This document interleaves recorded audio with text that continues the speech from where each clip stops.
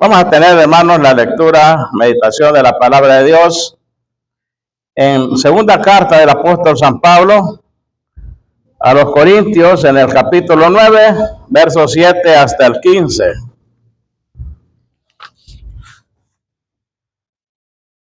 Dice la palabra del Señor: cada uno dé como propuso en su corazón, no con tristeza ni por necesidad, porque Dios ama al dador alegre.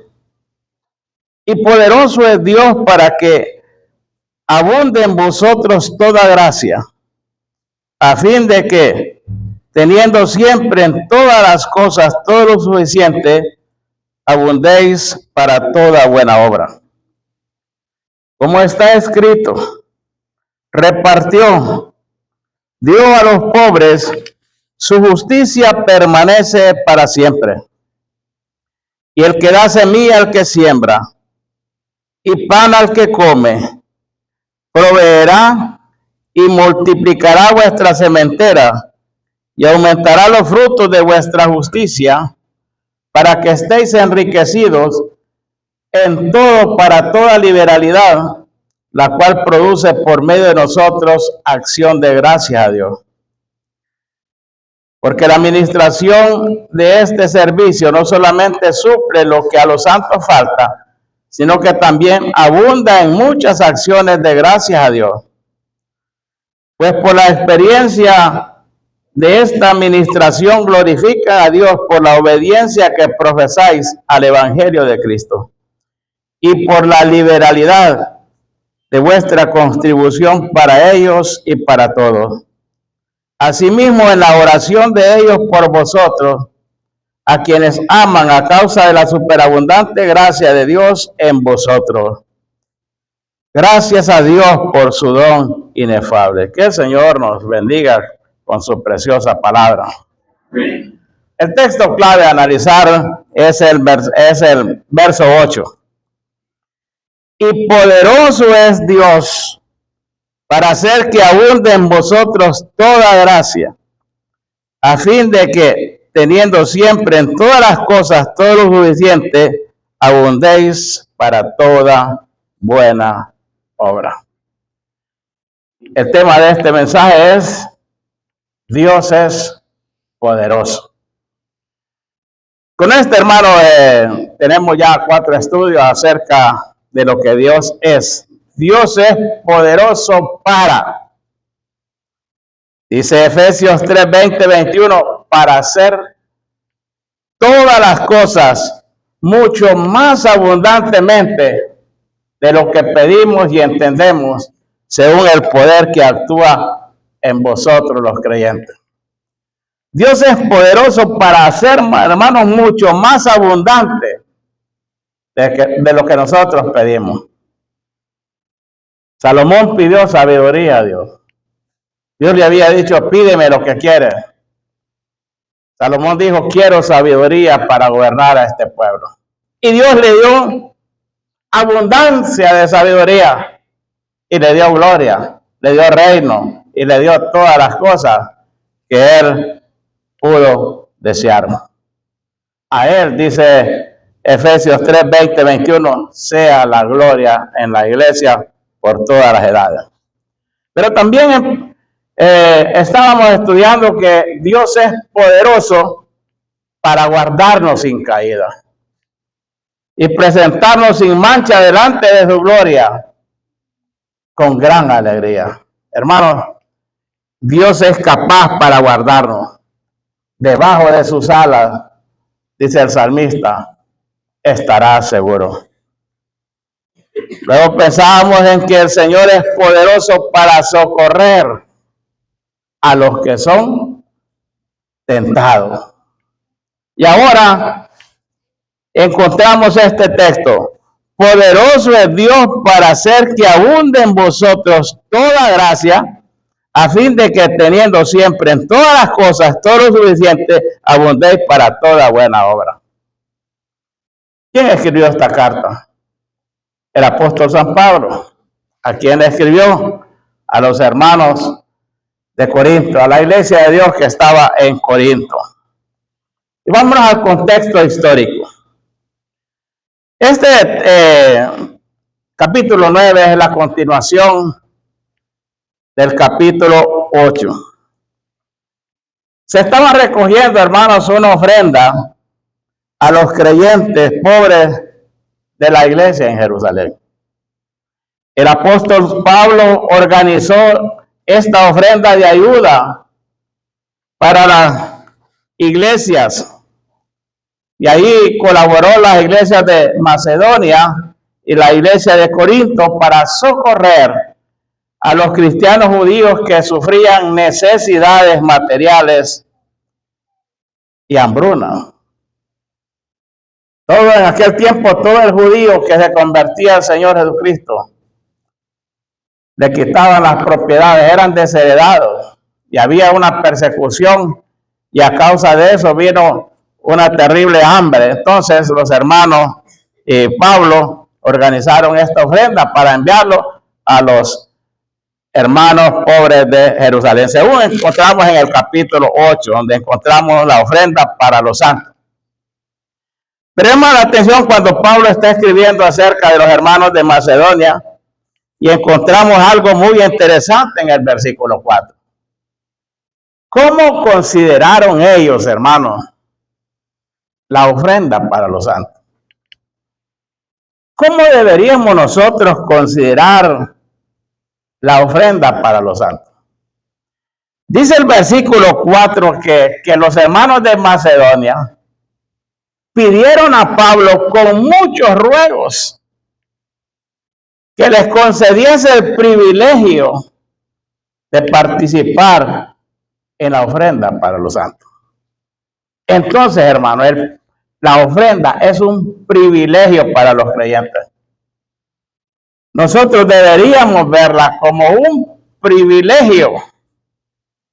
Hay quienes desearan tener ese privilegio que nosotros tenemos. Y nosotros teniendo ese privilegio a veces no lo consideramos así. Cuando el creyente, hermanos, considera la ofrenda del Señor como un privilegio, supera las expectativas. Dice el apóstol San Pablo que estos hermanos que estaban pasando también por grandes pobrezas, dieron mucho más de su fuerza. Ellos primeramente se entregaron al Señor, se consagraron al Señor y de ahí ellos empezaron a dar esa ofrenda para los santos. Ahí encontramos también, hermanos, en el versículo 5, y no como esperábamos, dice, sino que así mismo se dieron primeramente al Señor y luego a nosotros por la voluntad de Dios. Rompieron, excedieron, superaron todas las expectativas. Ahora Pablo está animando a la iglesia de Corinto para adoptar una situación similar a estos hermanos de Macedonia. Y les presenta, hermanos, el mejor ejemplo de todos. Y realmente el mejor ejemplo es nuestro Señor y Salvador Jesucristo. Es el ejemplo insuperable. Y ahí encontramos en el versículo, en el capítulo 8 y el versículo 9, donde dice, porque ya conocéis la gracia de nuestro Señor Jesucristo, que por amor a vosotros se hizo pobre, siendo rico, para que por su pobreza nosotros fuésemos enriquecidos. Mire, hermano, el dueño del universo, el que lo hizo, aquel en quien están escondidos todos los tesoros de la sabiduría y de la ciencia, se hizo pobre. No hubo lugar para él en el mesón. Él pudo decir, las aves de los cielos tienen nido. Las zorras tienen guarida. El Hijo del Hombre no tiene dónde recostar su cabeza. Murió en una cruz y fue sepultado en un sepulcro prestado. Era pobre, pero por amor a usted y a mí, Él se hizo pobre para que nosotros pudiésemos gozar de las riquezas espirituales. Ahora, hermanos, dice la Escritura que nosotros estamos sentados en lugares celestiales en Cristo por el sacrificio perfecto de Él consumado en la cruz del Calvario. Ahora esta ofrenda, dice Pablo, debe ser voluntaria y debe ser de acuerdo a lo que uno tiene, porque será acepta por lo que tiene y no por lo que no tiene. Esa ofrenda es para suplir la necesidad de aquel que carece de ella, según encontramos en los versículos 14 y 15 del capítulo 8, sino para que en este tiempo, con igualdad, la abundancia vuestra supla la escasez de ellos, para que también la abundancia de ellos supla la necesidad vuestra, para que haya igualdad, como está escrito: el que recogió mucho no tuvo más, y el que poco no tuvo menos. Y hace una alusión a un texto de Éxodo 16-18, cuando el pueblo salía a recoger, hermana.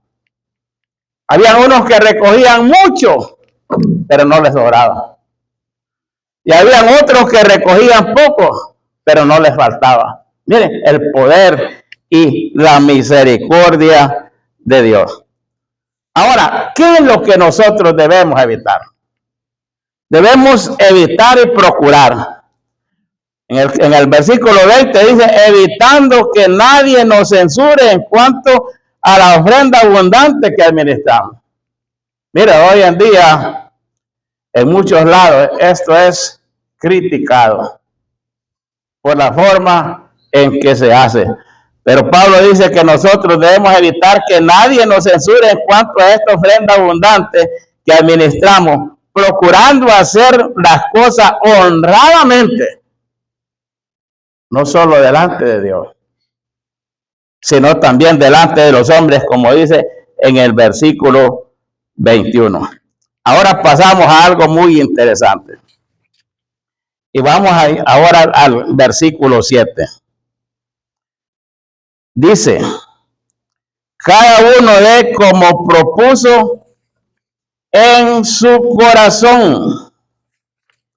Dice: no con tristeza, ni por necesidad, porque Dios ama al dador alegre.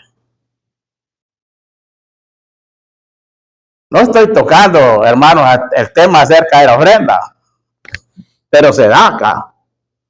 Por ejemplo, en 1 Corintios 16 dice: ¿cuándo debemos dar? Cada primer día de la semana, cada uno de nosotros ponga aparte algo. Y aquí dice: ¿cómo debemos dar? Cada uno dé como propuso en su corazón.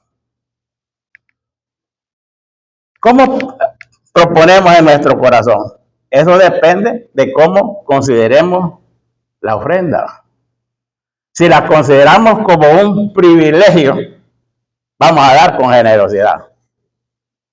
Si no la consideramos como un privilegio, la vamos a dar, pero por salir del paso. A veces a muchos creyentes de nosotros que nos congregamos en salas evangélicas nos preguntan: bueno, ¿y ahí dan el diezmo? No. Ahí no se acostumbra a dar el diezmo. Ahí de lo que uno da, pues. Y entonces hacemos de que debemos dar menos de lo que la ley exigía. No es así, hermano. No es así. El creyente debe dar con liberalidad, con generosidad, porque va a sembrar. El que siembra generosamente va a cosechar. Pero el que siembra escasamente va a cosechar. El que siembra escasamente no debe esperar una cosecha abundante. Entonces, cada uno de como propuso en su corazón. Dios no ve, hermano. Dios escudriña los corazones. Dios no ve la cantidad, ve la calidad del oferente. Una persona puede dar poco quizás o da mucho. Aquellos ricos daban mucho y sin duda los aplaudían, pero llegó una viuda pobre que dio un octavo de centavo. Y el Señor dijo, de cierto les digo que esta viuda echó más que todos vosotros. Porque todos daban de lo que les sobraba, las obras. Pero esta dio lo único que tenía. Se quedó sin el pasaje de la viuda. Pero el Señor dio el calificativo de que era la que más había dado. Entonces, ¿cómo debemos dar, hermanos? Como propuso en su corazón. Y dice, con alegría. Con alegría. ¿Cómo se refleja el rostro después de que nosotros damos?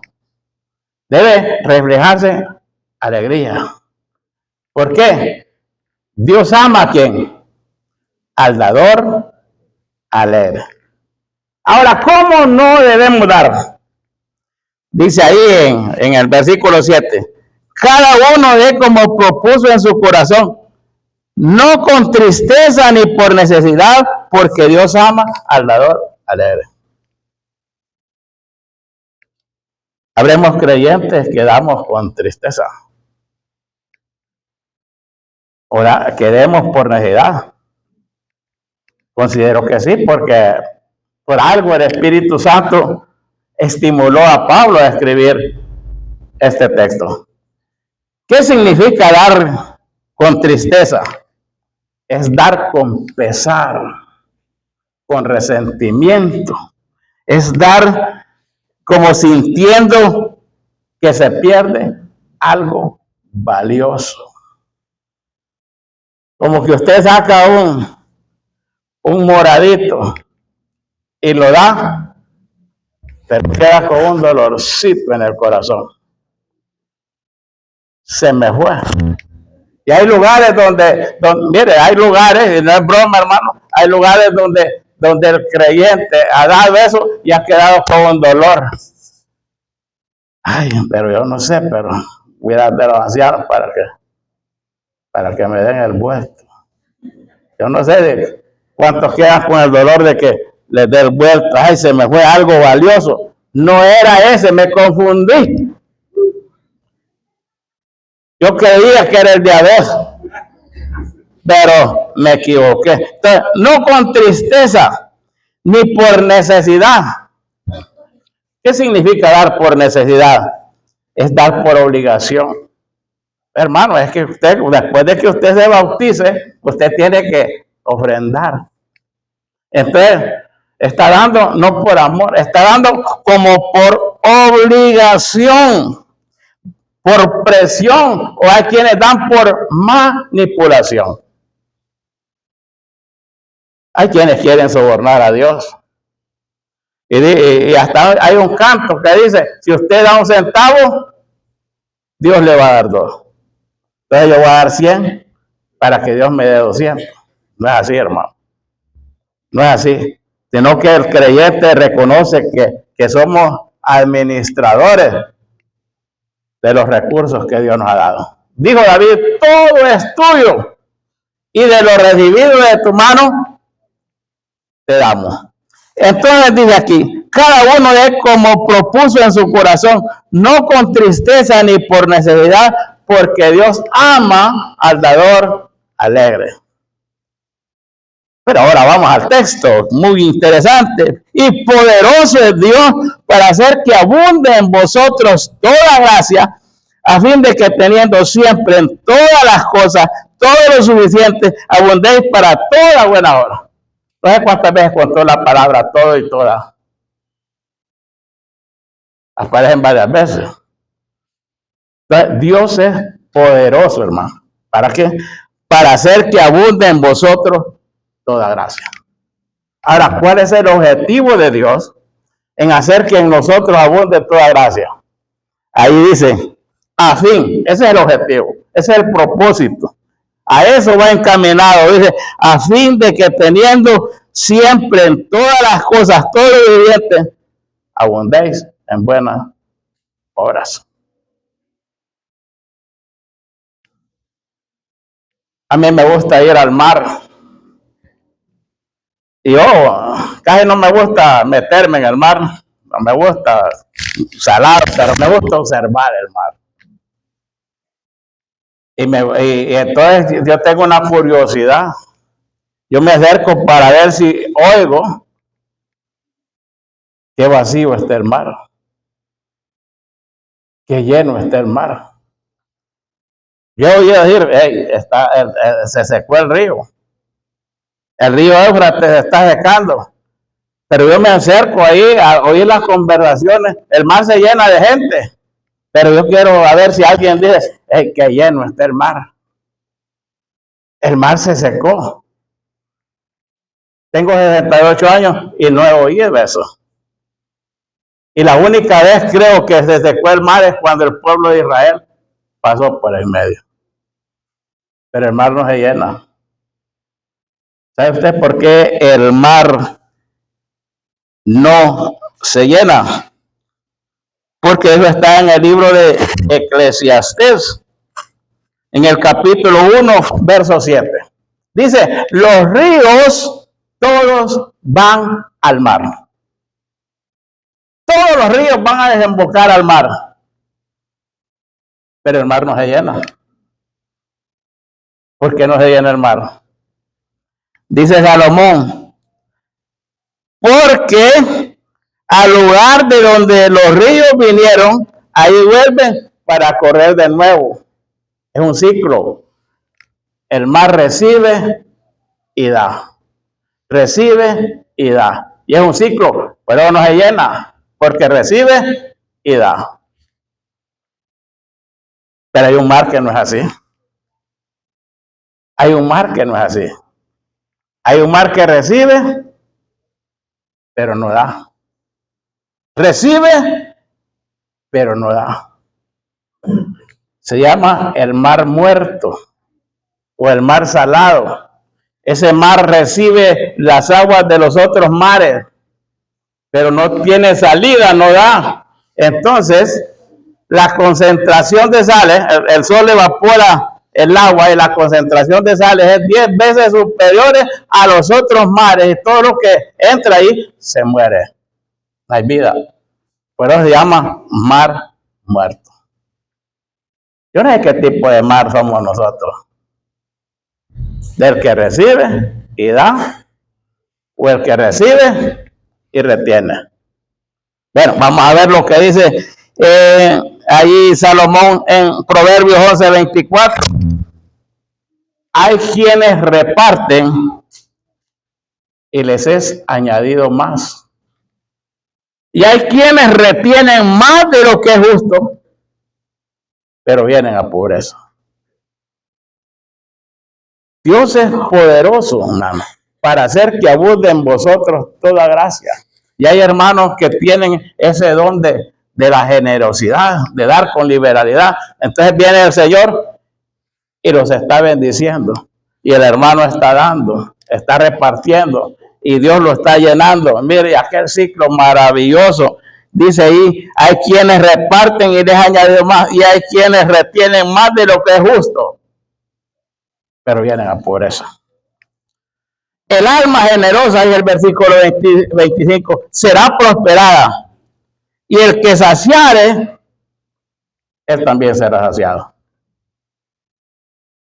Dios nos da, hermanos. Dios tiene poder, la capacidad, los recursos para darnos a fin de que abunde en nosotros, para que nosotros abundemos en obra. Un ejemplo, ahí en Hechos 9:36. Dice que había en Jope una discípula que se llamaba Tabita, que traducido es Dorcas.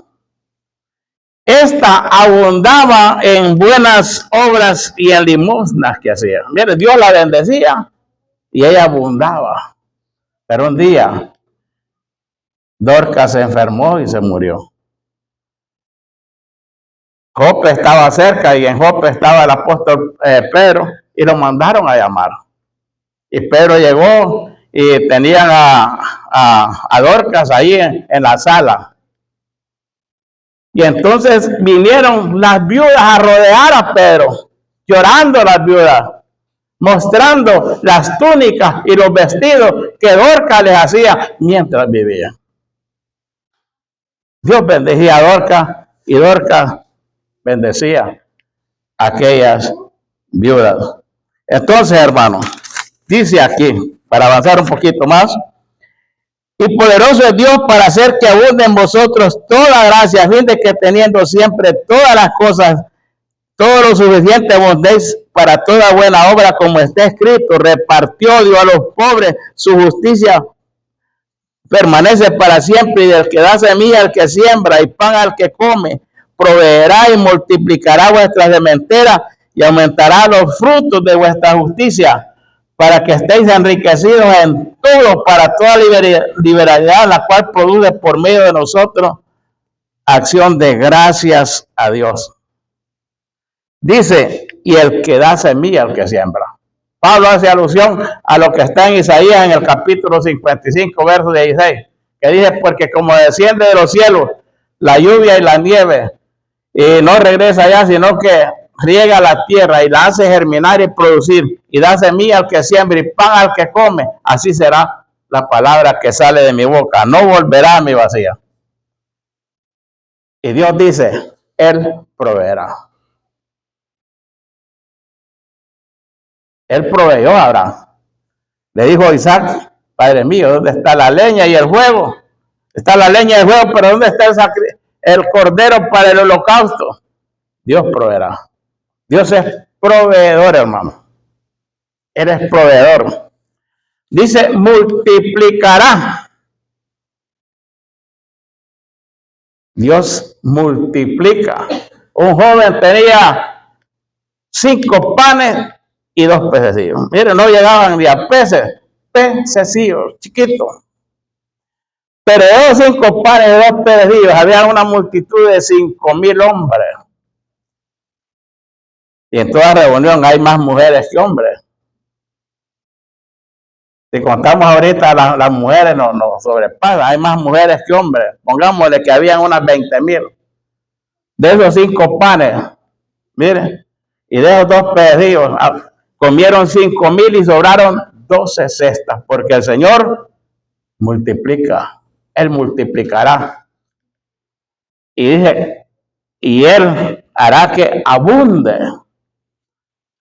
Dice Proverbios 3:9, honra a Jehová con tus bienes y con las primicias de tu fruto, y serán llenos tus graneros con abundancia, y tus lagares rebosarán de mosto. ¿Pero por qué será? Bueno, el que siembra escasamente. Yo viví en los campos bananeros, pero allá a la finca me dice mi mamá, ya para terminar, Jesús me dice, aquí hay una oportunidad de trabajo. ¿Vas a querer vos o Hernán? Hernán es menor. Bueno, me voy a probar. Y entonces fui a la finca y me cayó un tallo de guineo que me sentó.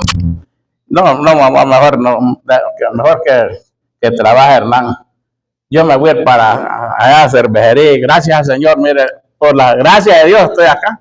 Por fe, yo dije, yo voy a trabajar allá y el Señor me dio ese trabajo ahí, hermano. Quiere decir yo que mi hermano era más laborioso. Yo hice una vez una mielpita, poquito, y entonces mi hermano, una mielpa, sembró más. Y entonces yo enojado porque la de él más fruto, ¿no? Y es que es la escritura, el que siembra, es una ley, hermano, es una ley. El que siembra escasamente será. Pero el que siembra generosamente se dará. Porque el Señor es poderoso, hermano, para que abunde en vosotros toda gracia. A fin de que también nosotros abundemos en buenas obras. Que el Señor nos siga bendiciendo, hermano.